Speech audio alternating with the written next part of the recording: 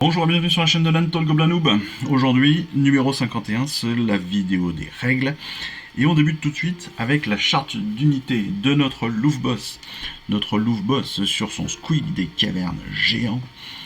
Ce sont des bêtes particulièrement féroces qui font d'excellents destriers pour les Louvre Boss les plus audacieux. Ils se jettent dans la bataille tels des météores caoutchouteux pleins de dents, de pointes et de cris de guerre stridents. Oh, ça fait peur. Donc, cette figurine, elle a plein d'intérêts. Même si tout le monde ne la prendra pas dans son armée, elle peut quand même avoir pas mal d'intérêts. Pourquoi ? Parce que déjà, elle a un bon mouvement, des 6 plus 7 pouces. Donc ça veut dire qu'elle peut aller jusqu'à 13 pouces de mouvement, ce qui est quand même pas négligeable. Elle a une sauvegarde à 4+, une bravoure à 6 et 8 blessures. Ce qui, chez un Gloomspite, est pas mal du tout. Deux armes, le Troueur Lune-Clan, donc soit la lance, soit sa serpe. Donc le Troueur Lune-Clan, donc 4 attaques, touche à 4, blesse à 3, moins 1 de perfo et 2 dégâts. Et pour le Squig, intéressant là aussi, 4 attaques aussi, touche à 4, blesse à 3 là aussi, perfo de moins 1 là aussi, mais dégâts de D3. Donc ça peut être aussi une très très bonne unité pour frapper. La monture, le Squig évidemment, n'est pas dissociable de son cavalier. Par contre, ce qui est intéressant, c'est que c'est une figurine qui a la faculté de vol, c'est-à-dire qu'elle va pouvoir passer au-dessus des décors sans avoir à compter la hauteur et la hauteur et la largeur. Elle va pouvoir traverser plus tranquillement tout du long. Elle va pouvoir aussi sauter au-dessus de certaines unités, donc ça c'est plutôt pas mal. Et elle a aussi deux aptitudes que l'on va revoir évidemment tout de suite en tutoriel. La première c'est Troueur Lune-Clan. Donc l'ennemi en vue ce Louvre Boss abaisse son Troueur Lune-Clan pour charger dans la mêlée. Donc si cette unité elle a fait un mouvement de charge au même tour, on va ajouter 1 à la caractéristique de dégâts du Troueur Lune-Clan. C'est-à-dire que si je charge, mon Troueur ne fait plus 2 mais 3 dégâts. Et en plus, on va améliorer de 1 la caractéristique de perforation. Ça veut dire quoi ? Je reprends. Si je fais une charge en ce tour, avec Troueur Lune-Clan, j'ai 3 dégâts et moins 2 de perfo. Génial. Ça me rappelle un petit peu les bonnes grottes. Rappelez-vous. Si je prends la deuxième aptitude qui s'appelle plus de bond, tandis que son Squig des cavernes géants sautille et rebondit allègrement vers les lignes ennemies, le Louvre Boss donne l'ordre aux bonnes grottes de se joindre au combat. Donc à la phase de combat, après que cette unité ait combattu pour la première fois cette phase, vous pouvez choisir une unité de bonne grotte amie qui n'a pas encore combattu à cette phase, qui est à 3 pouces d'une unité ennemie, et qui est entièrement à 12 pouces de ce Louvre Boss. Et l'unité choisie peut combattre immédiatement.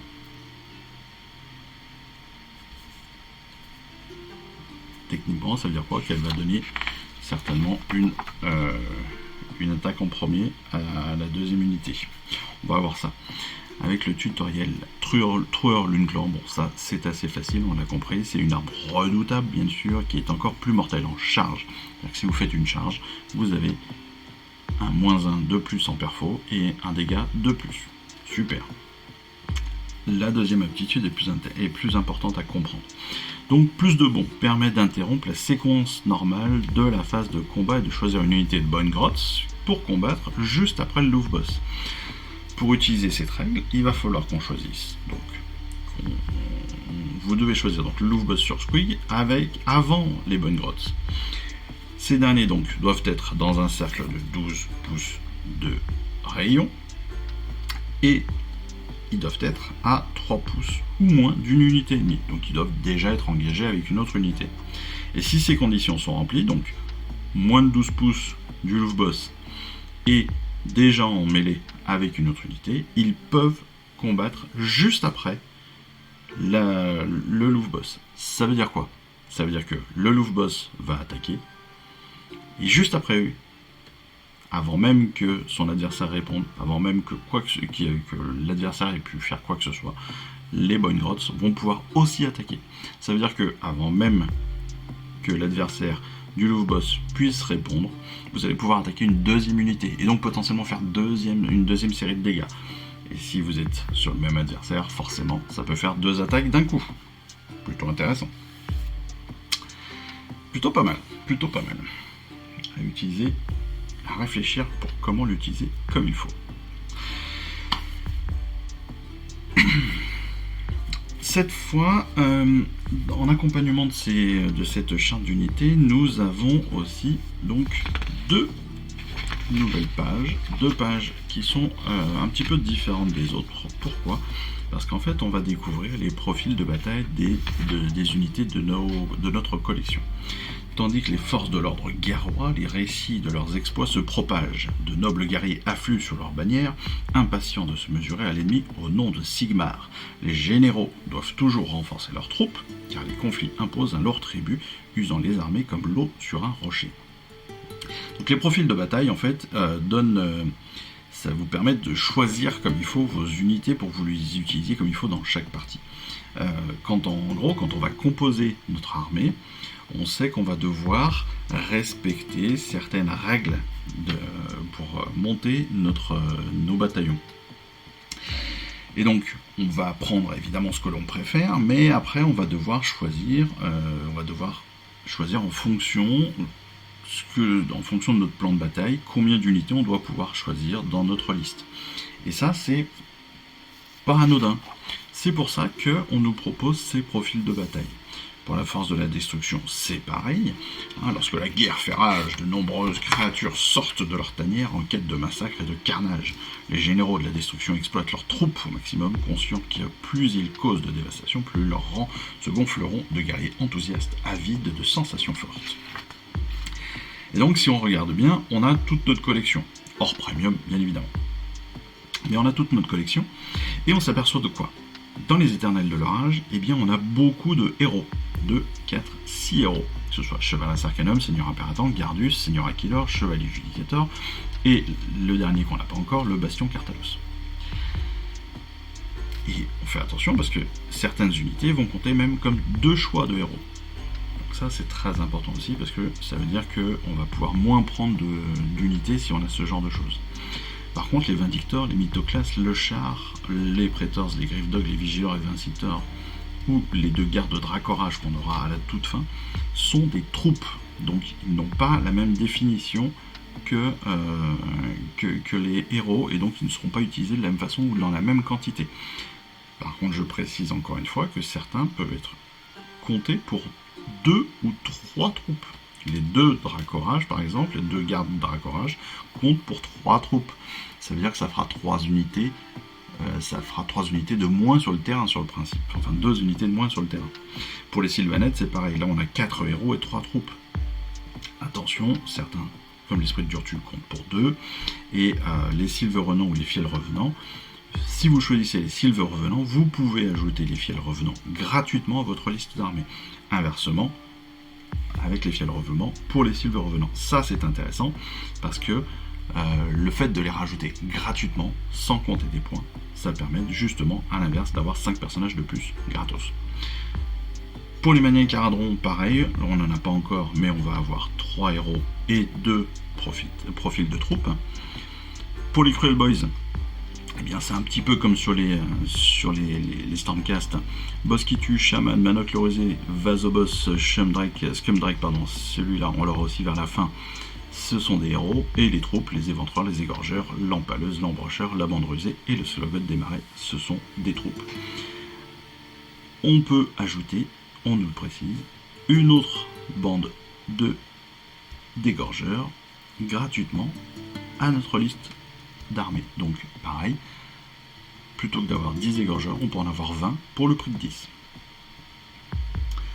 Pour les Gloomspites, les villes du fil obscur, on a pas mal de héros aussi, le Louvboss, Zarbag, Shaman Fongoïde, le Moloch bien sûr, le Louvboss sur Squeak géant, et Skragrod qu'on aura plus tard, qui compte pour 2 héros, mais ce sont des héros, et le reste, ce sont des troupes. Les crevards, les archers, les fanatiques, les Boinegrottes, les Sournifleurs, qu'on n'a pas encore, les troupes de Squeak qu'on n'a pas encore, et Garde en Grand Douzier, qu'on n'a pas encore.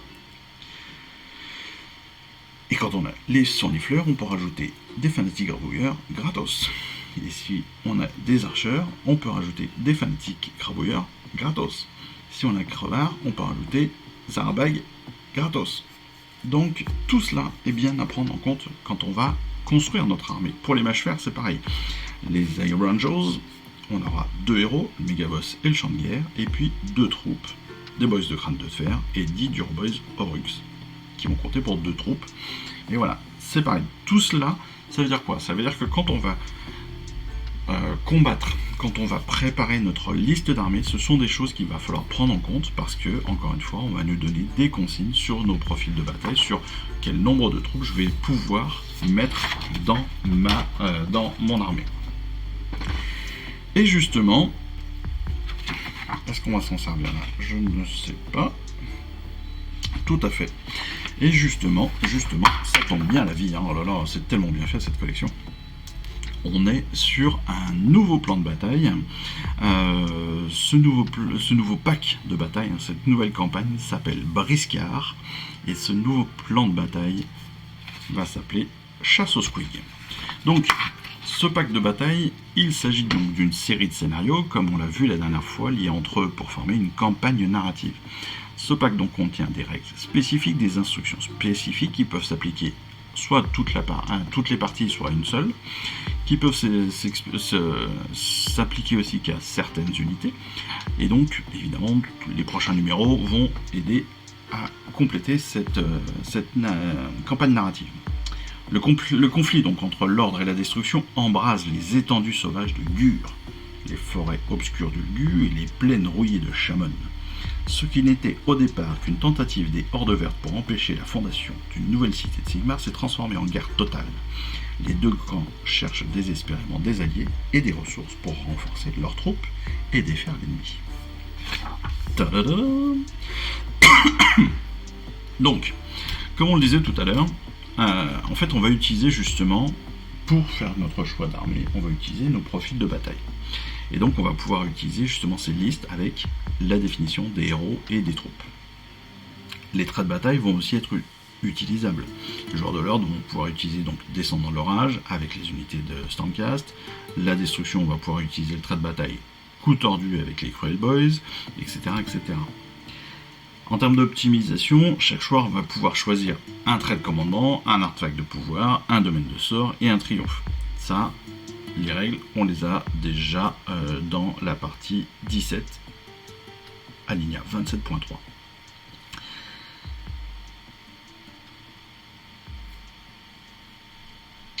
Ce plan de bataille, en fait, ce pack de bataille, en fait, va évidemment décrire une histoire.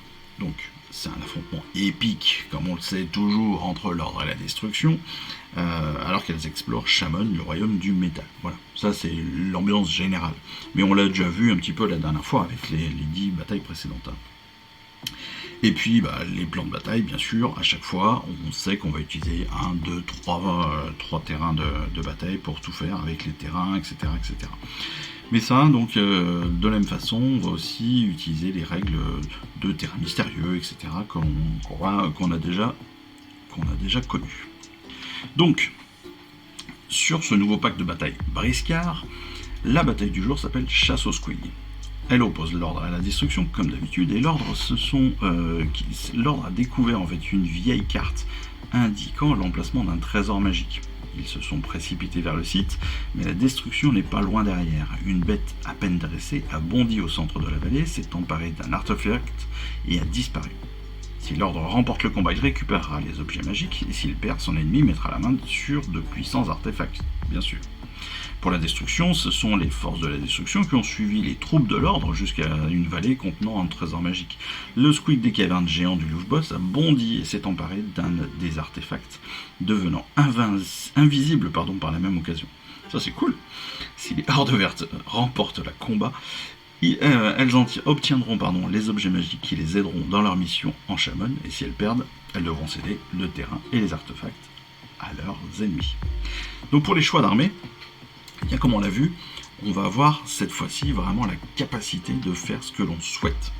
Pourquoi ? Parce qu'on commence à avoir un certain nombre d'unités, et donc on commence à pouvoir choisir ce que l'on préfère. Donc, pour l'ordre, on va choisir 2 héros. En fait, 2 choix de héros, ça ne veut pas dire 2 héros. Rappelez-vous, certains héros comptent pour 2. Je prends un exemple. Si Bon, là on l'a pas encore bien sûr, mais si j'avais Bastion Cartalos par exemple, il compte pour 2 héros. Si je prends l'esprit de Urtu, il compte pour 2 héros, ce qui veut dire que je n'aurai qu'une seule figurine au lieu de 2. En plus de ces 2 choix de héros, on va avoir 4 choix de troupes. Pareil, soit on va prendre des troupes classiques, soit on va prendre des troupes un peu plus importantes, un peu plus imposantes, qui vont compter pour 2, voire 3 choix de troupes. Donc ça, pareil, on va faire attention à qui et comment est-ce qu'on choisit nos armées. Pour la destruction, hors du Louvre-Boss sur son Squig des cavernes géant, eh bien on va prendre un autre choix de héros, et puis 4 choix de troupes. Donc on a une partie qui est quand même assez équilibrée entre les deux, même si il faudra faire les bons choix. Notre plan de bataille, bien sûr, se joue de la même façon que d'habitude, je dirais. Donc les armées, on les choisit comme on vient de le voir.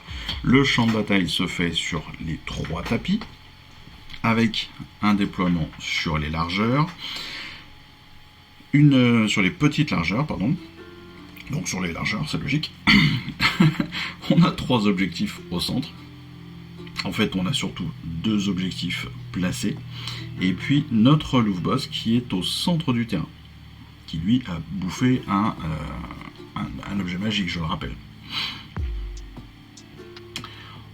On va y placer aussi les décors jusqu'à 6.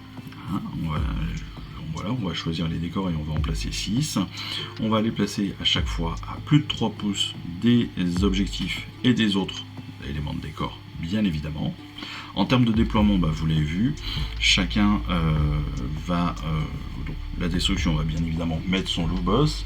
Après, on va tirer un dé. Le gagnant qui va choisir de se déployer en premier.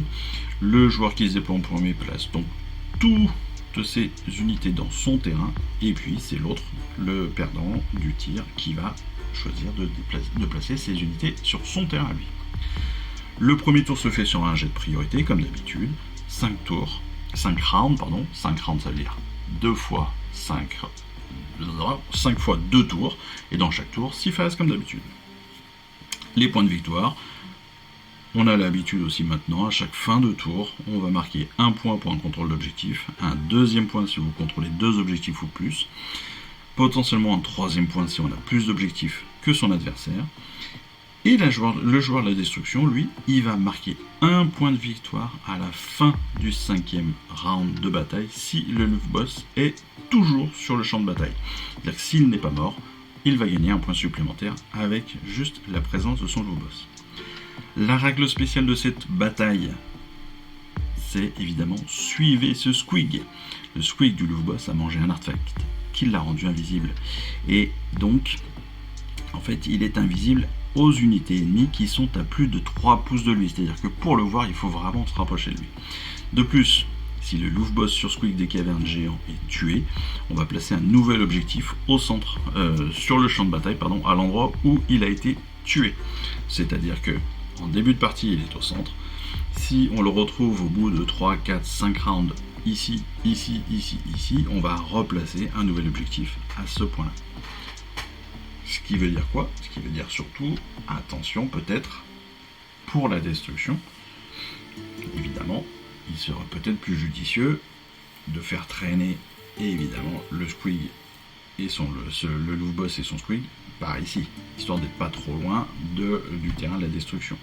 Mais attention au pouvoir des Stormcast avec